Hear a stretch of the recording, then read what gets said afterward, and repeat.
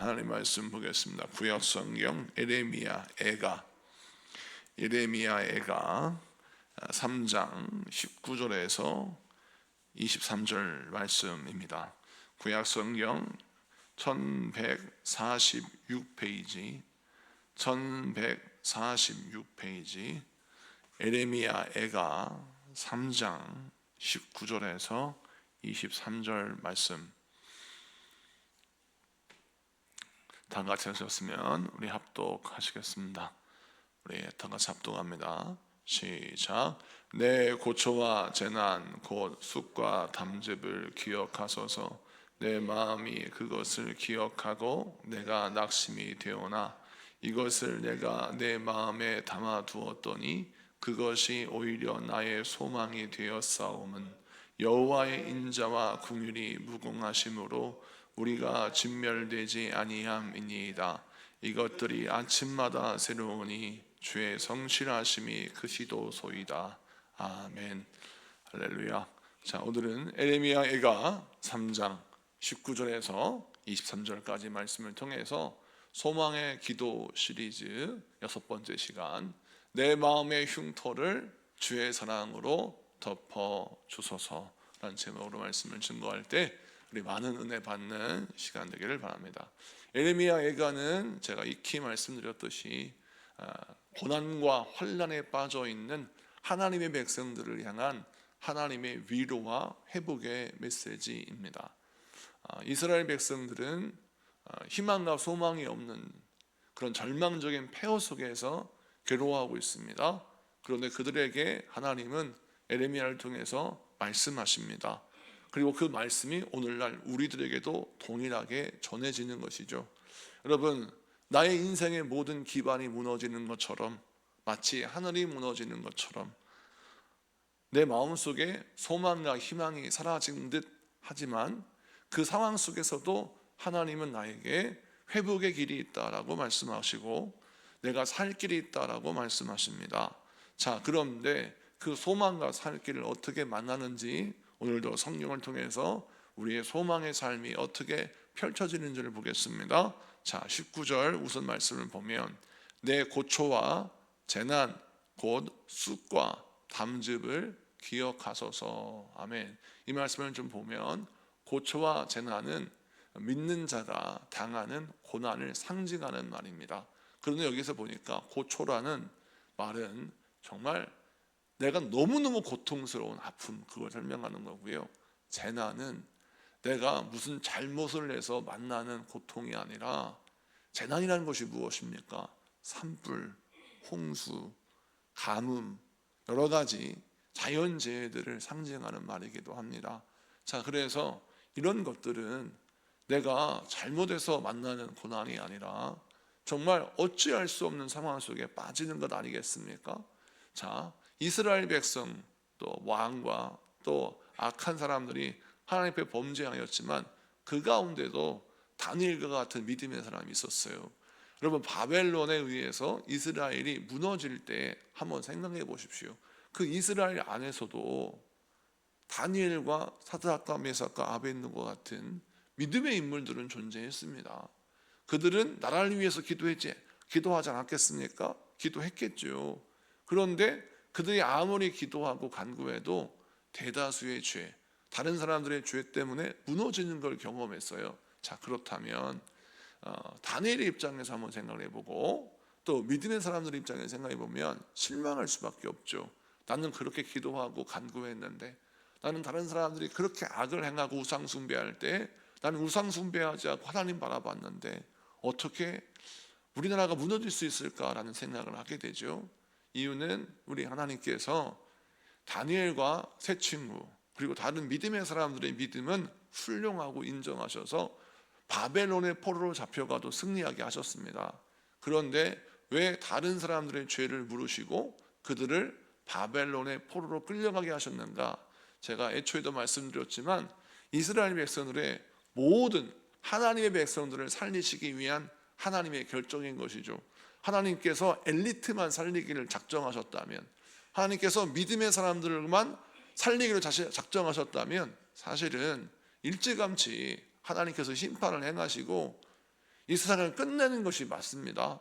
그런데 왜 하나님이 끊임없이 이 역사를 이어가시고 수많은 영혼들을 살리시기 위해서 교회를 세우시고 또 복음을 선포하고 증거하게 하는 전도자를 여러분 삼으셔서 여러분들로 하여금 영혼들을 왜 구원하게 하십니까? 이유는 예수님이 말씀하셨듯이 예루살렘과 온 유대와 사마리아와 땅끝까지 복음이 증거되어 땅끝의 영혼까지 주님께서 구원하기를 원하시기 때문입니다. 자, 그래서 사실은 상황이 그렇죠. 모든 사람들, 모든 민족과 모든 백성을 살리시기 위하여 하나님이 안타까운 결정을 하신 것이죠. 자, 그런데 힘든 건 힘든 거예요. 오늘 말씀처럼 고초와 재단이 나에게는 힘든 겁니다. 아무리 말씀으로 해석을 해주시고 아무리 내가 은혜로 받아들이려 하지만 고통스러운 건 고통스러운 거예요. 자, 그래서 그 고초와 재난을 쑥과 담즙으로 표현했는데 이 쑥과 담즙은 상징적인 것입니다. 쑥은 매우 쓰다라고 하는 것이죠. 쓰디 쓴 고통을 상징하고요. 담즙은 무엇을 말하냐면 독과 같은 상처를 말합니다. 자, 그렇다면 이건 뭘 뜻하냐면 내가 당하는 고초와 재난을 통해서 만난 내 몸이 기억하고 있고 내 몸이 느끼고 있는 그 고통과 아픔을 주 앞에 토로하는데, 자, 쑥과 담즙을 기억하소서라고 기도하고 있습니다. 자, 그래서 19절의 말씀은 기도의 말씀이에요. 자, 에레미야가 하나님께 기도를 하는데 하나님, 나 너무 억울하고 너무 힘들고 너무 고통스럽습니다 라고 자기 고통을 토로합니다. 자, 이 말씀을 왜 나에게 하실까요? 이유는 사람에게 나의 고통을 아랜들 그 사람이 나의 고통을 해결해 줄 수 없습니다. 그런데 하나님께 나의 고통을 솔직하게 고백했을 때 하나님은 나의 고통을 들으시고 나에게 위로와 회복을 허락하시고 진정한 도움을 주시는 하나님이시기 때문입니다. 그래서 성경 말씀 사무엘상 1장을 보면 한나가 아이를 갖지 못하는 고통과 아픔 때문에 기도하는 장면이 등장하지 않습니까? 그때 한나는 아무리 자기 남편이 자기를 위로하고 자기를 격려하고 또 자기의 힘이 된다 할지라도 한나는 거기에 대해서 만족하지 않고 누구를 구합니까? 하나님의 은혜를 구하고 하나님께 나의 모든 고통과 아픔을 토로합니다. 여러분, 이것처럼 사람의 위로에 길들여지지 말고 하나님의 위로를 기대하시는 여러분들에게 축복합니다. 사람의 위로는 잠시 잠깐 나에게 진통제와 같이 고통을 잊게 하는 것이지만 여러분, 그것은 역시 고통을 살짝 잊혀줬을 뿐 내 근본적인 인생의 문제는 해결될 수 없습니다. 여러분, 인생의 근본적인 문제는 오직 하나님의 은혜로 말미암아 해결되는 것이죠. 이 말씀 붙들고 여러분 기도를 통하여 여러분의 고통과 아픔을 해결받으시는 여러분 되시길 축복합니다. 그 다음 말씀을 좀 봅니다. 20절 21절 말씀, 에레미야 애가 3장 20절 21절 말씀, 20절 21절 그 다음에 22절까지 좀 보겠습니다. 다 같이 읽습니다. 시작. 내 마음이 그것을 기억하고 내가 낙심이 되오나 이것을 내가 내 마음에 담아 두었더니 그것이 오히려 나의 소망이 되었사옴은 여호와의 인자와 긍휼이 무궁하심으로 우리가 진멸되지 아니함이니. 아멘. 자, 오늘 말씀 보니까 20절부터 22절까지 말씀에 우리가 보여야 될 것은 내 마음이 그것을 기억하고 내가 낙심이 되오나. 그래서 이 그것은 무엇이냐? 19절에 말씀하는 내 고초와 재난, 쑥과 담즙으로 표현되는 정말 내 마음이, 내 몸과 마음이 기억하고 있는 상처와 아픔입니다. 여러분, 우리 몸이 기억하는 고통이 있습니다. 우리 마음이 기억하고 있는 상처가 있어요. 그게 흉터로 남아 있어요. 그래서 그 흉터만 보면 내 마음이 어떻게 무너지는 것이죠. 자, 그런데 오늘 말씀 보니까 이것을 기억하면 내가 낙심이 된다는 거예요. 그런데 21절, 이것을 내가 내 마음에 두었더니라고 하죠. 이것은 앞에 말하는 상처와 아픔이 말이 아니라 22절에 여호와의 인자와 긍휼이 무궁하심으로 이 여호와의 인자와 긍휼을 내 마음에 담아두었더니 오히려 그것은 나의 소망이 되었다라고 말씀합니다. 자, 그러니까 오늘 이 말씀은 무슨 뜻이냐면, 내 마음의 고통의 기억을 우리 하나님의 긍휼과 사랑, 우리 하나님의 인자와 자비로 바꾸었을 때 내 인생의 소망이 비로소 회복됐다라는 것입니다. 여러분, 이 말씀을 통해서 우리가 무엇을 마음에 새겨야 하느냐? 우리에게는 기억이라는 것이 있는데, 기억의 창고가 있는데, 그 기억의 창고에 아픔과 고통, 억울함의 기억들이 내 머리를 차지하고 있어요. 근데 그 기억의 창고에서 그것을 내어버리고 무엇으로 나의 기억을 채워야 하냐면, 하나님의 긍휼과 사랑, 내게 허락하신 은혜로 채워야 한다는 것입니다. 그래서 우리 하나님께서 우리에게 감사절기를 주신 거예요. 이는 무엇이냐면, 일부러라도 감사절기를 통하여 내 인생에 하나님의 허락하신 사랑과 은혜를 기억하라는 겁니다. 그런데 이것이 왜 꼭 필요한가? 하나님은 우리에게 왜 감사를 이렇게 명령하실까? 상반기에 맥주 감사절을 지키고 하반기에 추수 감사절을 지키며 하나님께 감사를 훈련시키는 이유는 무엇일까? 왜 하나님은 이렇게 감사를 받기를 원하실까? 하나님의 측면에서보다도 더 나아가 우리가 감사로 기억되는 기억이 많았을 때 우리 인생의 상처는 극복되고 회복되는 겁니다. 근데 많은 사람들이 무엇을 오래 기억하냐면 상처와 아픔을 오래 기억합니다. 그러니까 흉터가 내 몸에 오래 남는 것처럼 이렇게 아픔과 고통이 내 기억 속에 오래 자리 잡고 있으면 그 기억은요, 주변 기억을 병들게 만들어요. 그래서 유명한 속담이 있잖아요. 자라보고 놀란 가슴, 소뚜껑 보고 놀란다. 이 속담이 주는 의미가 바로 이것입니다. 상처가 새로운 기억을 오염시킨다는 겁니다. 소뚜껑이 무슨 죄입니까? 자라가 무슨 죄가 있지? 죄가 있다면 자라가 죄가 있고, 소뚜껑은 아무런 죄가 없는데 자라보고 놀란 사람은 소뚜껑만 보면 소뚜껑 삼겹살을 못 먹는 거예요. 소뚜껑만 보면 자라가 생각나가지고 더 이상 전질이 안 되는 겁니다. 그래서 이 자라보고 놀란 가슴을 드러내야 하는 겁니다. 그래야 소뚜껑을 사용할 수 있는 거예요. 오늘 말씀이 그것입니다.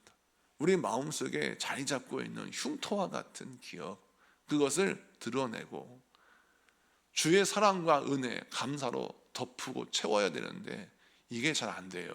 그래서 앞서 말씀드린 것처럼 기도한다는 겁니다. 그래서 우리가 기도할 때 억울해요 라고만 기도하면 안 됩니다. 억울해요 기도하고, 힘들고 어렵다고 기도하고, 고통과 아픔을 놓고 기도하지만 그 기도 이후에 반드시 더해져야 할 기도의 제목이 무엇이냐? 내게 주신 하나님의 은혜에 감사하는 기도가 더해져야 돼요. 억울하고 힘든 고통의 아픔을 내가 10분을 기도했다면 감사와 찬양과 소망의 기도를 10분은 해야 나의 기억 속에 아픔이 사라지고 소망으로 채워지는 겁니다. 제가 예전에 설명드렸지만 내 머리, 기억의 창고는 진공이 아니에요. 더러운 것이 벌어졌다면 하나님의 은혜로 채워야 되는데, 더러운 것이 벌어진 상태에서 하나님의 은혜로 채우지 않으면 다시 육신의 생각이 내 마음을 채웁니다. 그래서 우리가 참 희한한 게, 교회 가서 실컷 기도했는데 밖에 딱 나가면 바로 세상적인 생각이 나를 자리잡고 여전히 근심과 걱정하는 이유는 뭐냐? 기억의 창고를 비우기만 했지 은혜로 채우지 않았기 때문에 그렇습니다. 그래서 오늘 말씀을 기억하세요.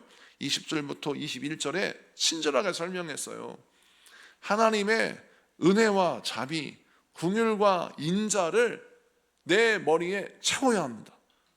그래서 감사해야 돼요. 그랬을 때 여러분, 우리는 소망이 넘치는 인생이 될 수 있는 겁니다. 왜 소망이 넘치는 인생이 필요합니까? 소망이 넘치는 인생이 되어야 여러분, 창조의 생각이 떠오르게 됩니다. 내 안에 소망이 회복되어야 내가 다른 사람들을 바라볼 때 긍휼의 마음으로 바라볼 수 있는 거예요. 내 마음에 소망이 없으면요, 마음은 좁아집니다. 그때부터 그 사람은 모든 관계를 짜증과 원망으로 대할 거고, 그 짜증과 원망으로 대하는 관계 속에서 무슨 사업이 일어나고 무슨 직장에 형통함이 있으며 무슨 사랑의 회복이 있겠습니까? 여러분, 짜증과 원망 이런 것들을 해결하는 유일한 방법 중에 하나가 바로 이것입니다. 나의 상처를 내어버리고 그 빈자리에 하나님의 은혜와 감사를 채워넣는 것, 이것이 바로 내가 살 길인 줄로 믿습니다. 그 다음 말씀 23절을 봅니다. 다 같이 합독합니다. 23절 시작. 이것들이 아침마다 새로우니 주의 성실하심이 그시도소이다. 아멘. 자, 이것들이 아침마다 새로우니 라고 했어요. 이것들이란 앞에 말씀드렸던 것처럼 하나님의 인자와 긍휼이 내 안에서 날마다 리프레시되고 내 안에서 날마다 채워진다는 거예요. 그러니까 이 에레미야는 하나님의 백성에게 무엇을 가르치냐면 아침에 딱 일어나면 우리 같이 새벽녘에 나와서 하나님의 생명의 말씀, 인자와 긍휼의 말씀, 사랑과 소망의 말씀으로 나를 막 채워요. 새롭게 하는 거예요. 나를 날마다. 오늘도 새날이 밝았습니다. 오늘도 새날이 나에게 주어졌습니다. 하나님 나에게 새로운 은혜를 허락해 주십시오 라고 나의 영혼을 새롭게 하는 겁니다. 자, 이렇게 말하며 선포하면서 기도하는 내용을 설명하는 거예요. 자, 에레미야가 아침마다 나를 새롭게 하는 기도가 있는데 그 기도가 뭐냐? 뒤에 보니까 주의 성실하심이 크도소이다 라고 하는 거예요. 그럼 주의 성실하심은 뭐냐? 이 성실하다라고 한 표현이 히브리 원어로 에무나라고 해서 말씀하고 있어요. 근데 제가 에무나를 설명할 때 다양한 의미로 설명한다고 했습니다. 대표적인 예가 믿다, 신뢰하다, 버티다, 견디다 이런 의미를 갖고 있어요. 그런데 오늘 이 본문은 전통적인 해석, 믿다, 버티다, 견디다 이런 해석보다도 오늘 이 에무나는 문맥을 보면 뭐냐? 주의 성실하심은 이건 무슨 뜻이냐면 주의 견고하심. 그러니까 하나님께서 우리를 사랑하신다고 약속하셨다면 그 약속을 견고하게 지키시는 그 하나님의 품성을 설명할 때도 에무나라고 합니다. 그래서 한글 성경이 이것을 잘 해석했어요. 이걸 어떻게 해석하는가 라고 했을 때 성실하심으로 해석을 해서 이 성실하심은 하나님께서 한번 약속하시면 성실하게 그것을 변함없이 지키신다는 거예요. 그러므로 오늘 22절은 무엇을 설명하느냐? 이렇게 기도한다는 겁니다. 날마다 아침에 일어나서 나를 리프레시하게 하는데 그것이 무엇이냐면 아무리 상황과 환경이 나에게 바뀌고 열악하고 힘들어진다 할지라도 날마다 나에게 허락하신 하나님의 은혜는 변함이 없습니다. 나에게 허락하신 하나님의 축복은 변함이 없고 나에게 허락하신 하나님의 약속은 반드시 이루어집니다. 하나님이 견디시고 하나님의 약속에 견고하며 하나님의 성실함으로 모든 약속을 이행하니 주여 나의 아침은 새롭고 나의 아침은 소망이 있고 나의 인생은 소망이 있습니다 라고 아침마다 기도한다는 거예요. 자, 그렇다면 이 말씀이 우리에게도 적용돼야 되겠죠. 여러분을 향한 하나님의 생각도 마찬가지입니다. 여러분을 향한 하나님의 생각은 언제나 변함이 없습니다. 우리 하나님이 여러분을 살리시기 원하십니다. 우리 하나님이 여러분을 복되게 하시기 원하십니다. 여러분 믿으십니까? 이 믿음이 여러분 인생 가운데 온전히 부어지기를 원합니다. 말씀을 마치고 정리합니다.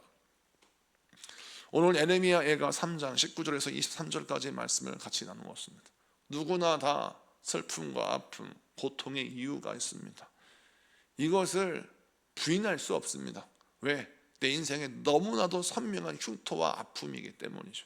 그런데 그것만 붙들고 살면 그 인생은 모든 하나님의 주신 밭을 망칠 수 있어요.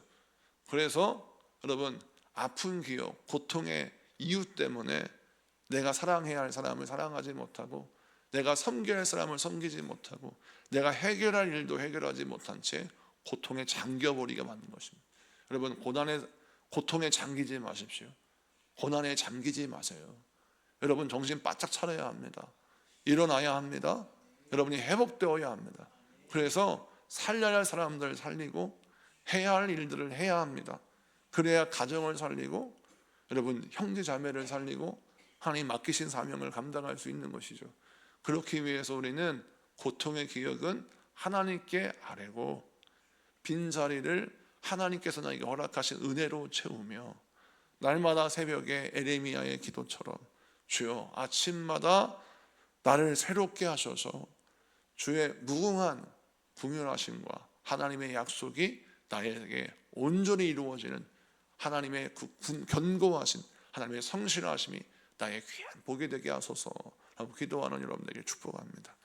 우리 다 같이 공동 기도문 선포하며 기도하겠습니다. 소망의 기도문 6번째, 내 마음의 흉터를 주의 사랑으로 덮어 주소서.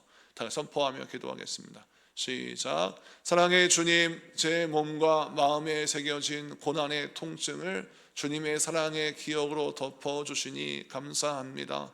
상처로 얼룩졌던 지난 날들을 소망의 미래와 복된 비전으로 바꾸게 하소서. 아침마다 새롭게 부어주시는 주님의 성실하심으로 제 마음의 모든 흉터를 주의 사랑과 긍휼과 사랑으로 감싸 주소서. 예수님의 이름으로 기도드립니다. 아멘.